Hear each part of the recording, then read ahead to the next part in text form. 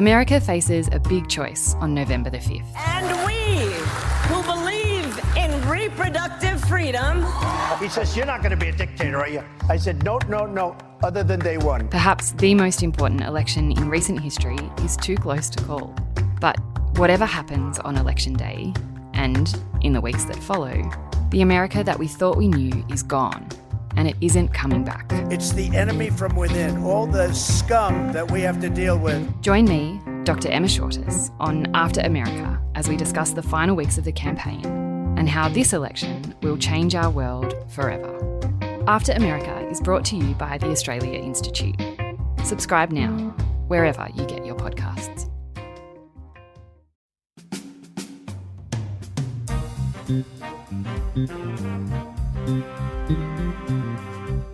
Hello and welcome to Dollars and Cents, the Australia Institute podcast where we're talking about just what the hell is going on in the economy. I'm Elinor Johnston-Leake, the senior content producer here at the Australia Institute, and as always, I'm talking to our chief economist, Greg Jericho. And Greg, it is a very auspicious occasion today. It's our 50th episode. Woohoo! 50. Very exciting. Big 50, which is actually slightly fewer than how many birthdays I've had. So it's a young podcast, but geez, we're doing well. And Don't thank worry, you we'll everyone catch for up. listening that has allowed us to get there, and hopefully many more. Yeah. Now, Greg, we talked about unemployment figures last week and how you think everyone should just be happy about it and stop actually worrying about potentially needing to cut interest rates. New inflation figures are out this week. We have breaking news just in. The newest inflation figures have just dropped. Inflation is at its lowest in almost 4 years. Annual inflation went from 3.8% in the June quarter to 2.8% in the last quarter. We're seeing it continue to moderate, Carl, and we're seeing both headline and underlying inflation continue to drop. Yet Aussies will still feel the crunch, the RBA holding back from slashing interest rates. The real question is, what does the economy need right now? And I think it's time for interest rate cuts. Is it good news again? Yeah, really good news, I think. The latest inflation figures, the Consumer Price Index, which measures essentially a whole basket of goods, about 87 items of goods. And to be clear, you're not talking about a literal basket of goods. Well, no. A metaphorical basket of goods. Yeah. Basically, the Bureau of Statistics, they have a whole branch of people who are doing surveys of the prices of items. They scrape prices from websites like, Coles and Woolies websites and other websites to get a sense of how much of price has gone up in the past year. And the good news is, on average, inflation went up 2.8% over the past year, which is wonderful because it's below 3%, which is what the Reserve Bank targets. Well, spectacular. It is.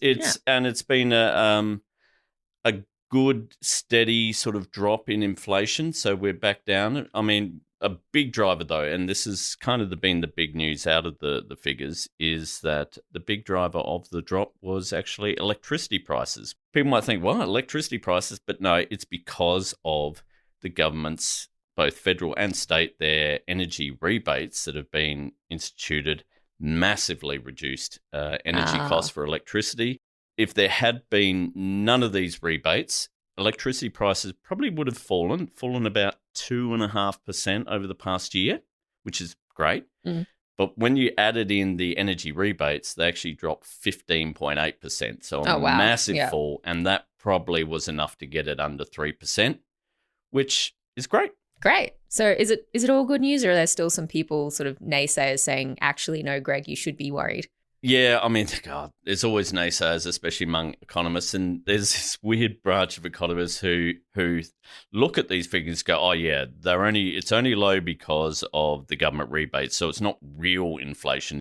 Measured inflation is only low, and the government has been trying to reduce measured inflation. It's like, well, what other inflation is it? I mean, there's no such thing as a real inflation. This is the thing you always have to remember. Even the CPI, it's an average. It assumes every household in Australia is building a home, is renting, smokes, has kids in preschool, primary school, secondary, tertiary education, also has medical and health bills, is a meat eater, and it's an average. Yeah. So the whole thing is kind of trying to just get a bit of a sense of what's going on. But what it does do, yes, it measures what you pay. Now, there are plenty of things that happen that go up in price because of governments. And classic one is tobacco. They go up because of excise. In fact, increases in tobacco due to those excess increases that come in the September quarter, they were the third biggest contributor to inflation going up. So if you're going to say, oh, well, we can't really say inflation is down because the government has intervened, you can say, well, the government's intervening on tobacco prices, and that's keeping inflation up. So it's a bit of a faux debate, I think. And what it also is about is trying to deny the reality that we have always been arguing that actually governments can do something about inflation. They can reduce prices through things like rebates. We've seen also in the past with childcare subsidies, that has helped bring down prices. If a government was to institute things like rental price increase caps, that would help keep down inflation. Governments can do these things, and yet there's this sort of band of economists around there go, oh no, that's interfering in the market, as though there's this wonderful free market with no market power or consolidation, and Coles and Woolies are competing beautifully. Yeah, and there are no problems ever. Yeah, and they're like, oh, we just got to let the Reserve Bank handle inflation. Anytime the government handles inflation, that's not real inflation. But if the Reserve Bank raises interest rates to bring down inflation, well, then that's real inflation. It's like, huh? And also, this is another thing people mightn't realize. Up until 1998, your mortgage repayments used to be included in inflation figures. And then they changed it and took them out because they were kind of saying, oh, well, then if we raise interest rates to try and get inflation down, we're actually raising inflation. It's counterintuitive. And it's like, yes, that's true. But also your mortgage repayments are a big factor in your cost of living, which is why the Bureau Stats came up with a different figure called the Selected Cost of Living Indexes, which will come out next week, and they do include mortgage repayments, and they've gone up, 135% or so over the past 2 years. So it's a case of all this blah blah about measured inflation and everything. The inflation is what it is. That's it. It's below 3%. That's a great thing. As I said last week, we've got unemployment at 4.1%, unemployment 4.1%, and inflation below 3%. That's pretty good. Now, I'm not saying great for everybody. Yeah. Pretty good. I love hearing about all the little arguments that you economists have, the little fights that I am not a part of. So fun. we can get pretty petty. So also this week here at the Australian Institute, our research director, Rod Campbell, made an appearance at the Senate inquiry into nuclear energy up at Parliament. Nuclear energy is not suitable for Australia. There is no permanent solution for disposing of nuclear waste. The upfront costs of nuclear energy are very, very large and very, very uncertain. This is fundamentally why no investors are keen to build it in Australia, and even Australia's main electricity consumers don't want to see it built here. Nuclear has been revived as a point of discussion recently when it comes to our energy market. We've talked a bit about it on the pod before, which always, again, means a bit of lively discussion on social media. But why is nuclear back on the agenda? Is it the answer to these energy price woes that we have? Well, I mean, it kind of fits in nicely with that whole argument because the opposition is pushing nuclear, one as a solution to getting to net zero, which is a complete furphy, really, because by the time any of these nuclear plants are built, if they ever get built, if the technology that they're suggesting that will go into these plants will ever get... How long away would that be? Oh, look, they like to say 10 years. I think if you look around, if by 2045 we've got anything, we would have done exceptionally well. But the short answer is, it's got nothing to do with reducing emissions because by the time that, by 2045, it's too late to have done anything. Yeah. So it's really always about a distraction about coal, using more coal and using more gas. But also the opposition say, oh, no, but it'll bring down power prices, which again, in 2045, that'll be a great help for me when I'm retired, Yeah. The argument, though, that it also will reduce costs is complete bullshit, as our colleague Rod Campbell pointed out as well, and others. Probably using different words. Well, he was slightly more polite, but geez, there was a nice underlying bit of anger and wonderment at the naivety, I think, of Ted O'Brien. But here's the thing about energy prices and how stupid our energy market is. Coal and gas, especially coal, are basically designed just to keep going flat out all the time. Yeah. So if you're a coal-fired power station, you can't really switch it off because it takes a long time to power down and it takes a long time to power up. So you can't do that. So you just keep basically going flat out. Mm. Now, the problem with that is, yeah, it might be okay during the day when everyone's using power, but there's a hell of a lot of hours in the day where we're not using power, and yet it's still churning out all this power. And that's why we call it base load, because we have to come up with a name that makes it sound like it's logical to have this thing going flat out even at 3 a.m. at night when no one is using any power. And so we kind of invented this term base load, which is, look, there's always a good guide to know if anyone talking about the energy market is basically full of crap. And that's if they say, oh, we need to ensure we've got baseload power. As soon as you say that, you can ignore everything they say because it's complete crap. Good to know. Yeah. I mean, it would be like having a business where you've got 20 people employed and for, let's say 20 days in the month, about 10 of those people actually don't do anything. Mm. And one day a month they do a lot, and you think, oh no, we need to keep them there because that's baseload power. Greg, are you wanting to fire all those people that need a job? Well, I want to fire all that energy being produced because it's not costless. Yeah. If you're a coal-fired power station plant, someone's got to pay for all that energy that I'm producing that no one's using, and it goes into your bills. And so we also invented this thing called off-peak electricity. And all off-peak electricity is, geez, we're producing all this power because we can't switch off our power station. So let's come up with a reason to get people to use it at that time. Yeah, like giving discounts for using your washing machine during those hours. Yeah. Whereas some really good research we've done here at the Australia Institute said that actually what would be better, because renewable energy is really good at just responding to when there is a lot of demand and when there's not a lot of demand. You can sort of turn it up and down. It's quite easy. You can use storage to be, a battery? Yeah. It's crazy, Greg. We can actually respond to this. So don't have all these things just powering away flat out, producing all this energy that no one's using but someone is paying for. Releasing all these emissions. Yeah. Yeah. So we've actually done some really good research that suggests actually, if you really want to incentivize and get more renewable energy into the system, we should make off-peak energy during the middle of the day, because that's when you're going to have most solar power. That's when generally wind is better.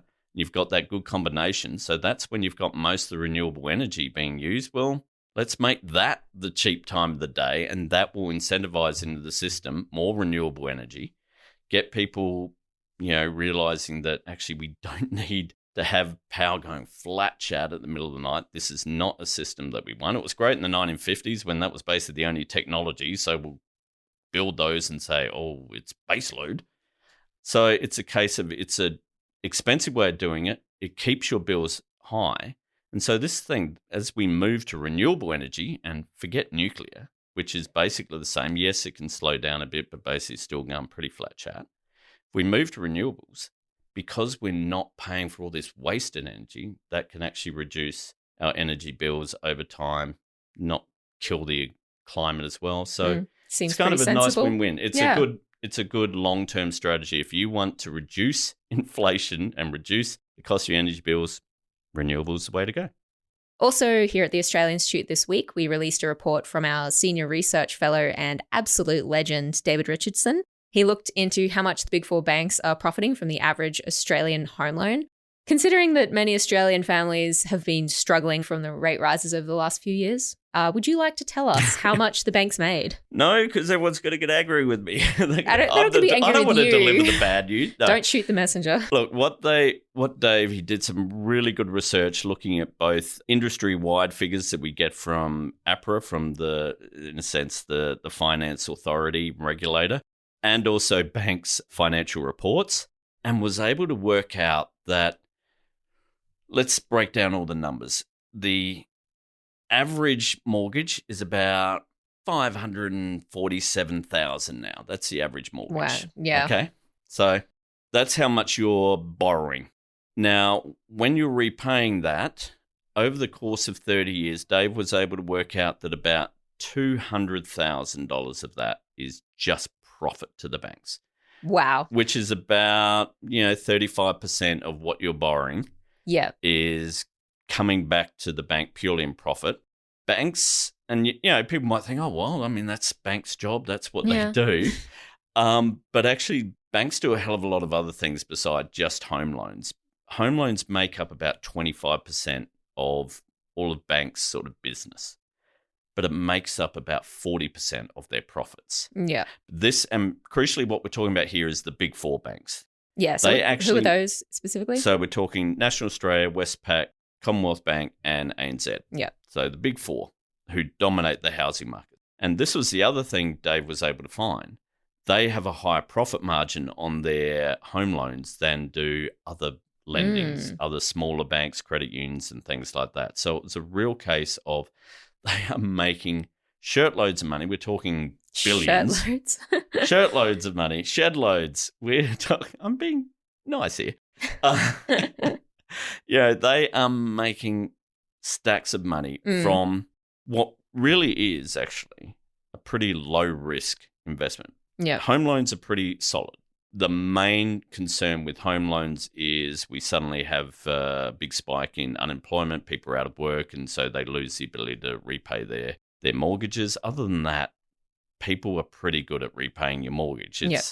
And this was the whole thing that led to the GFC. Everyone's like, oh, everyone pays back their mortgage, so let's let people who actually can't pay back their mortgage pay back their mortgage, and it all went to hell. In Australia, we got pretty good risk assessments on mortgages, so they're very safe.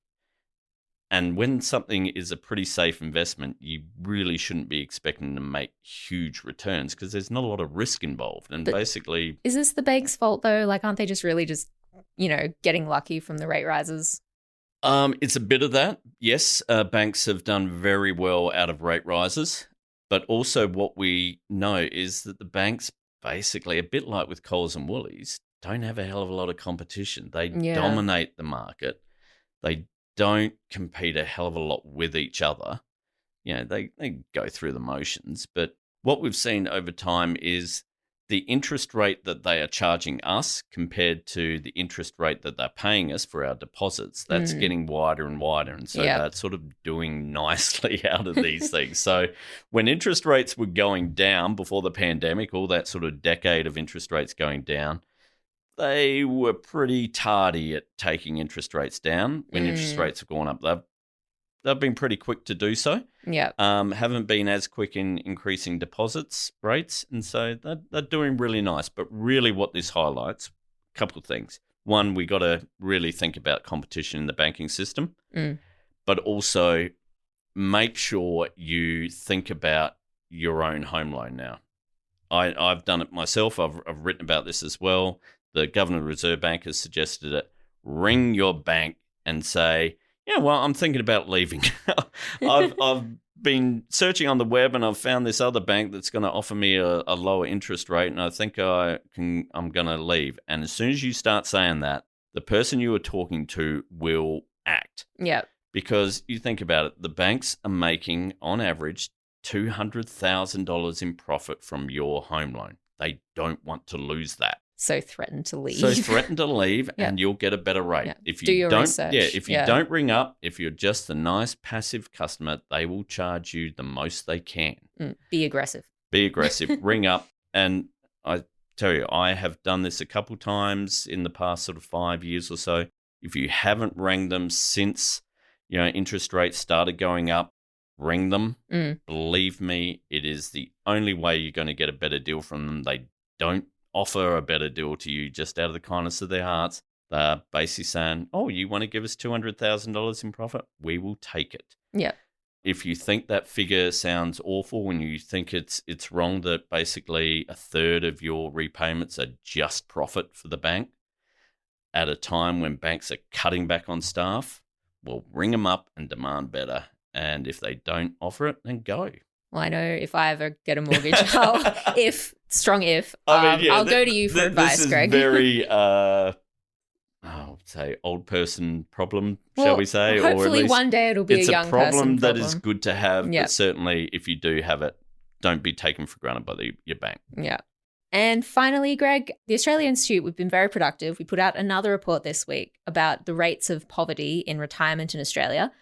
So we're a developed first world country here in Australia. One would think that poverty in retirement wouldn't be a huge issue, but I'm guessing that you're going to depress me here. Yeah. What did the report find? Thanks, Elinor, for continually putting up things for me then to depress everyone about me.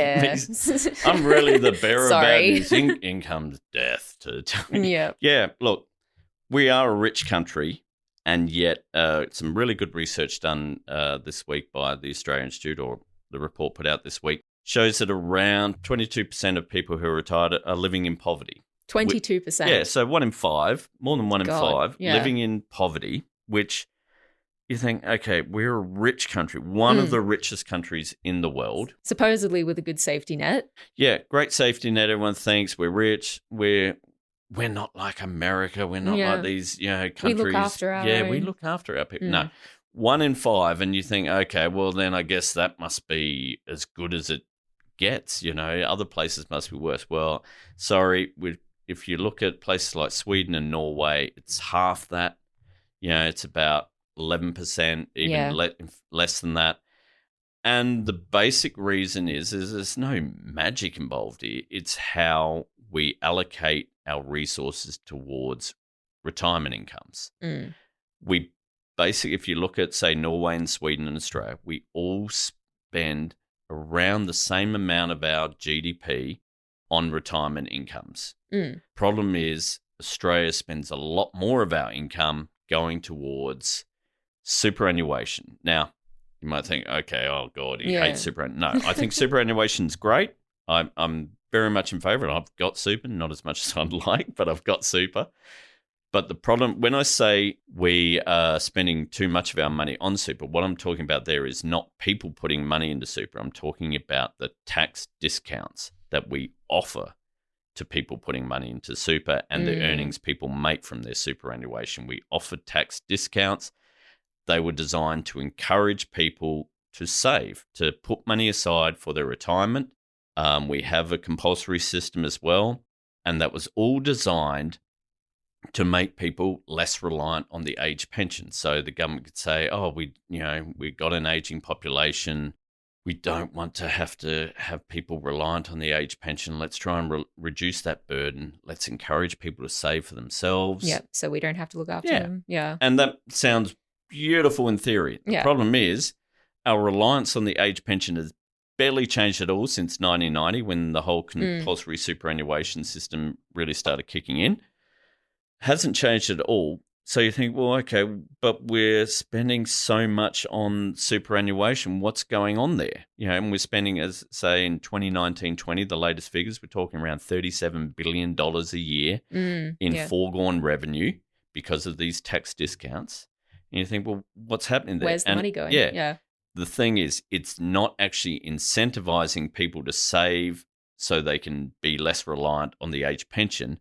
Most of that money is going to people who were never, ever going to be on the age pension, who were wealthy, rich, had high income, so they would never have qualified for the age pension, but they still qualify for those tax discounts.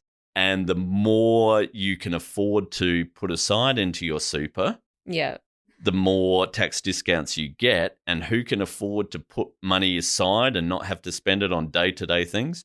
Wealthier people. Yeah. So we're talking about more than half, around 55% of the 38, now it'd probably be over $40 billion in tax discounts is going to the richest 10%. The over half is going to the richest 10. Yeah. I mean, it's not as bad. Remember, we were talking about the capital gains discount there. 80% of the benefit went to the richest 10%, but it's still, 55%. Still pretty bad, It's not good. And so what does that mean? It means we are spending a lot of money to make wealthy people wealthier in their retirement. And not saving anything. And not saving, and not getting anyone off the age pension. And so then you think, okay, that's where most of our a greater share of our money each year is going, public finances. What's happening at the other end of the scale? The age pension is dragging behind the poverty line. If you're on the age pension, you're actually living in poverty if that's all you're existing on. Mm. And so it's a case of this is how we've decided to allocate our government resources in a sense. Well, it seems like there's a pretty obvious solution here, Greg. It is, yeah. Reduce the... Take from the... I don't want to go the old Robin Hood thing, but... Well, I mean, as we always say, Sweden is a country. It exists. Is. I haven't been there, but I confirm. Yeah. I'd like ABBA to. are from there. Oh, yeah, Roxette are from there. Norway, country, that exists. These places exist. They have lower levels of poverty. How do they do it? Well, instead of having massive tax discounts that are helping make wealthier people wealthier, they actually spend more of their income going towards the age pension to ensure that if you're on the age pension, you're not living in poverty. They also allow people on the pension to work more and actually get some more sort of side income in a way that doesn't actually affect their age pension at all. Whereas here in Australia, the more income you earn, the less pension you get. So that sort of helps as well. But really, it just comes down to thinking, what is the purpose of retirement system? Is it to make rich people really more comfortable so that they've got more for their inheritance for their rich kids or probably their grandkids? I would hope not. Or is it to ensure that people are not living in poverty? Yeah. Which seems to be a bizarre thing to even be sort of thinking about. And as I say, no one is doubting Australia as a rich country. We are a very rich country. And yet 1 in 5 people living in poverty in retirement, this is insane. Something is going wrong here. And it's a bit like, as I say, with the housing system, we've got a good 25 years of evidence now on housing to show that the way we're taxing housing and everything, it's not working. Housing affordability has crashed. We've got more years than that. We've got, nearly 30 years or over 30 years of the current retirement system with superannuation tax discounts, trying to work together with the age pension. It's not working. Now, that doesn't mean kill superannuation, kill compulsory superannuation. No, keep that. It's those tax discounts that are purely being used to reduce tax, not actually for what they were meant to be, to encourage people who were sort of on the borderline of age pension and being qualified and having their own super to encourage them to do a bit more saving. Nah, it's just been taken advantage. And I can tell you, if you are anyone sort of in your 50s, into your 60s, and you've got an accountant and you've got a pretty good income, your accountant is telling you to put stacks into your super. It helps reduce your taxable income because it's, the tax discounts. And it's like, that's not what retirement system's about. And it'd be fine if we had poverty rates below 10%, I'd say, oh, well, I guess that's fine. Well, I don't know about Well, I mean, if our poverty rates were actually better than other places, you'd think, oh, well, I guess At it's least, not that bad. But when they are double what they are elsewhere, it's pretty obvious that something is wrong in the state of Australia, but not in the state of Denmark, which is doing quite well with good for them. retirement poverty. All right. Well, thank you, Greg, for that interesting but also depressing conversation. Yes, they're always depressing. Sorry. Next time I'll bring some lighthearted questions, maybe. You'll bring me some lighthearted questions and then say, so Greg, is this how it really is? And I'll have to say, no, it's actually much more depressing than that. Well, yes, at least it'll be something I'm the voice different. of gloom and doom. It's probably what we've got time for too, Greg. I think it is. And thank you everyone for listening to our 50th episode. Please keep hitting the subscriber button, leaving good reviews, giving us a 5-star rating to help us get to 100 and 150. What am I talking about? 500. Are we going to still be here in 500 episodes time? Or will the climate have collapsed? Who knows? Let's find out. Will nuclear power get to Australia before our 500th episode? I don't know. That's a fun question. But thank you all for listening. It really is always a pleasure talking to you, and we love the feedback that you give us. Please give us any feedback either on social media at the Oz Institute, and that's AUS Institute, or by email at podcasts@australiainstitute.org.au. You can read more about the inflation figures in my article in Guardian Australia. And for more research, including all the research that we talked about this week on banks and their profits and superannuation, at our website, australiainstitute.org.au.